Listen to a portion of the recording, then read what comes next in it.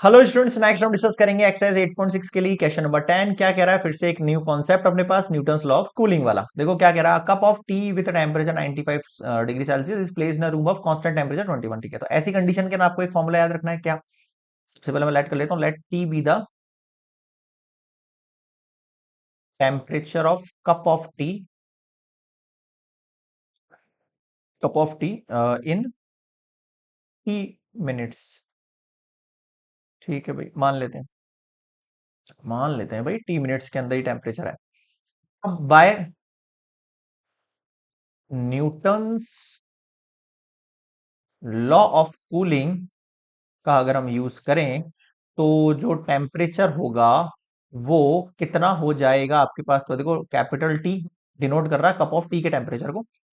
ये T denote कर रहा है टाइम को, जो कि मिनट्स में है, इक्वल्स टू नेगेटिव के टी माइनस, और यहां पर कांस्टेंट टेम्परेचर कितना है आपके पास? 21। बताओ समझ में आया क्या?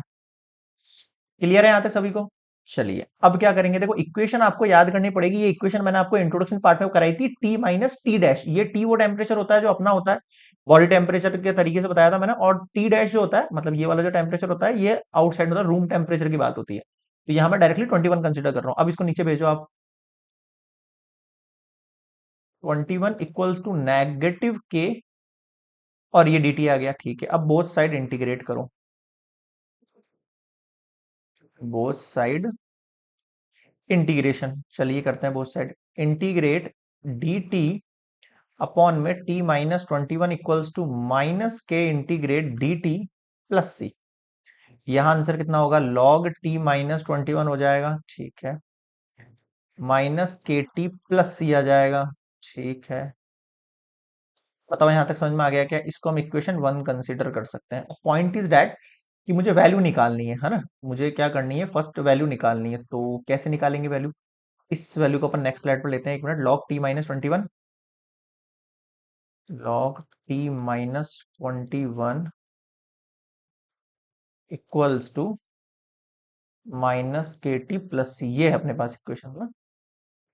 हाँ, अगर मैं इनिशियली की बात करूं तो टाइम अगर जीरो है तो जो टेम्परेचर है टी का कितना है? 95 डिग्री सेल्सियस है आपके पास टेम्परेचर, फर्स्ट वाला ना। अगर ये अप्लाई करें अपन तो log 95 minus 21 equals to minus K, T की वैल्यू जीरो प्लस सी। तो लॉग 95 में से 21 लेस करो, 5 में से 1 गया 4, 9 में से 2 गया 7। तो ये सी का वैल्यू हो गया लॉग 74। आप ई जोड़ सकते हो इसमें बेस के लिए, है ना। यहां तक समझ में आ गया? इस बेस को मैं वापस लगा देता हूं यहाँ पर, है ना। इसको मैं पुट कर रहा हूँ, put in equation 1। Log T minus 21 equals to minus K T, और सी का वैल्यू कितना है? 74। इसको इधर ले आऊं। T minus 21 minus log 74 equals to K T. अब क्या करें? Log T minus 21 upon 74, okay, equals to minus K T. अब बोथ साइड एक्सपोनेंट ले लो। देखो, स्टेप्स सबके लगभग लगभग सेम से ही रहेंगे। आपको दो तीन टाइप के स्टेप्स हैं, मतलब वो हर तीन चार क्वेश्चंस में उसी टाइप के लग रहे हैं। बोथ साइड एक्सपोनेंट अगर हम ले लेते हैं तो ई की पावर हो गई log T minus 21 upon 74 equals to E की पावर माइनस के टी। अब आपको पता है ई लॉग फंक्शन का वैल्यू कितना होता है? यही होता है टी माइनस 21। अरे यार, एक मिनट, कितना हो गया ये? T minus 21 upon 74 equals to E की पावर माइनस के टी। बताओ समझ में आया क्या? बिल्कुल भाई। T minus 21 upon 74 equals to कितना हो गया? ई की पावर के टी। बताओ यहां तक क्लियर है सबको? इसको आप इक्वेशन 2 नेम दे सकते हो, है ना। अब आ जाओ इस नेक्स्ट स्लाइड पे लेके। T minus 21 upon 74, T minus 21 upon 74 equals to E की पावर माइनस के टी। ठीक है, ये क्लियर है। अब उठाओ क्वेश्चन, देखो क्या कह रहा है। How many minutes will it take to reach a temperature 51? मतलब फाइंड 51 टेम्परेचर के लिए मिनट्स फाइंड करने। If it cools to if it cools to 50-85 centimetre आपको गिवन है। गिवन वाली कंडीशन क्या है कि इफ आपका टेम्परेचर 85 है in t equals to 1 minute के लिए, 1 मिनट के लिए। तो अगर ये है तो 85 minus 21 upon 74 equals to E की पावर माइनस के टी। ठीक है, 85 में से 21 लेस करो, 8 में से बन गया 6, 5 में से बन गया 4 अपॉन में 74। सही है, हाँ सही है। 60, 70, 80, 85 ठीक है। ई की पावर माइनस के टी, इसको कट कर सकता हूँ मैं 2 से, बिल्कुल। 2 3 जा 2 2 जा, फिर 2 3 जा 6, 2 7 जा। सही है। 35 70 ठीक है। और किसी से कट हो सकता है? नहीं, छोड़ दो। 32 अपॉन 37 हो गया आपके पास वैल्यू, इक्वल्स टू ई की पावर माइनस के टी हो गया। यहां तक क्लियर है सबको? ठीक है, चाहो तो इतना ही छोड़ सकते हो, चाहो तो डिवाइड कर लेना, कोई इशू नहीं है। अब मेरे पास एक ये वैल्यू आ चुकी है ना, इसको आप कोई इक्वेशन का नेम वेम दे सकते हो, कोई इशू वाली चीज नहीं है। ठीक है, अब क्या करना है मैं बताऊं। अब ये करना है आपको कि यहां पर जो वैल्यू आ गई है ई की पावर माइनस के टी, जिसके इक्वल में है 32 डिवाइड बाय 37, इसका यूज लेंगे हम कहा? इसी इक्वेशन में। अगेन इफ अगर आपका टेम्परेचर जो है वो 51 सेंटीमीटर डिग्री सेल्सियस है और टी इक्वल्स टू फाइंड करना है टाइमिंग, तो क्या होगा देखो, 51 minus 21 upon 74 equals to E की पावर माइनस के टी। और यहां वैल्यू कितनी बन जाएगी मेरे पास बताओ?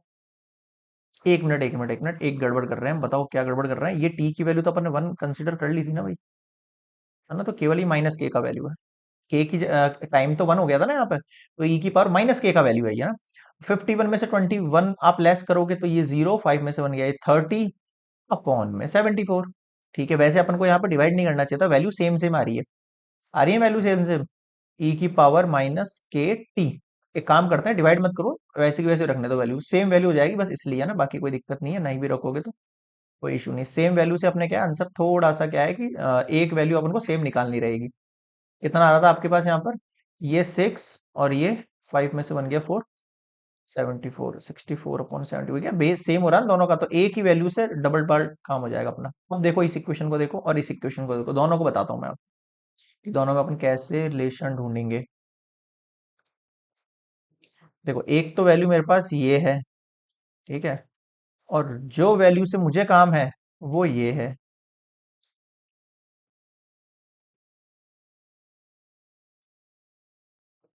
ठीक है, अब देखना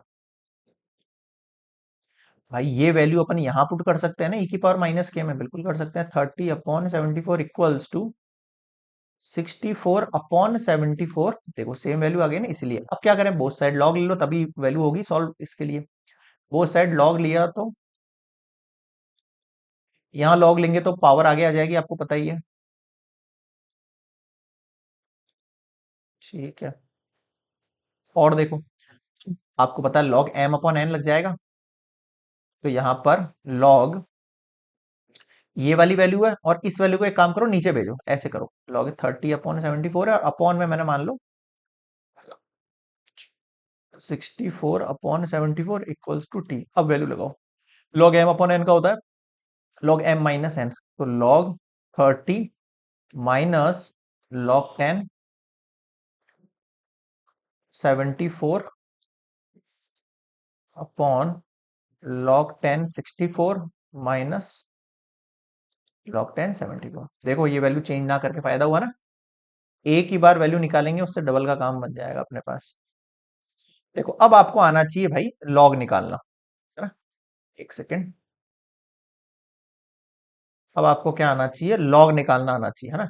अब इन वैल्यूज की जो वैल्यू होगी वो आपको निकालनी आनी चाहिए, तो लॉग टेबल देखो आप, है ना, उसके बिना काम नहीं चलेगा। मैं डायरेक्टली इनके आंसर्स लिख रहा हूँ कि इसका वैल्यू इसका वैल्यू इसका वैल्यू इसका लॉग फाइंड नहीं कर रहा हूँ ना, आप लोग अपने हिसाब से कर लेना लॉग फाइंड। मैंने क्लास 11 के लेक्चर्स करा रहे हैं, वहां से आपका काम हो जाएगा। क्लास 11 चैप्टर नंबर 2 खोलो और स्टार्ट करो, लॉग और एंटी लॉग दोनों फाइंड करते कैसे करते हैं। देखो इनका आंसर आएगा 1.4771, इसका वैल्यू होगा, इसका 1.8692 होगा, नीचे वाले 64 का वैल्यू 1.8062 होगा और इसका वैल्यू वापस से 1.8692 होगा। इसको सब्सट्रैक्ट करोगे तो माइनस 0.3921 आएगा, यहाँ 0.063 होएगा और इसको कट करेंगे अपन तो 0.066 नहीं, हाँ, तो ये 6.22 आ जाएगा आपके पास। ये सब टाइम के इक्वल में चल रहा है, ये है ना, सब टाइम के इक्वल में चल रहा है। तो ये आपके पास मिनट्स आ गया। देखो ये वाली स्टेप मैंने डायरेक्टली कर दी है, बट आपको क्या है वो लॉग निकालना पड़ेगा। तो लॉग निकालना सीख ही लो आप, है ना। उसके बिना काम नहीं बनने वाला है। वैसे बहुत सारे बच्चों को आता होगा, क्लास 11 में पढ़ रखा है, कोई इशू नहीं है। चलिए नेक्स्ट देखेंगे क्वेश्चन नंबर 11।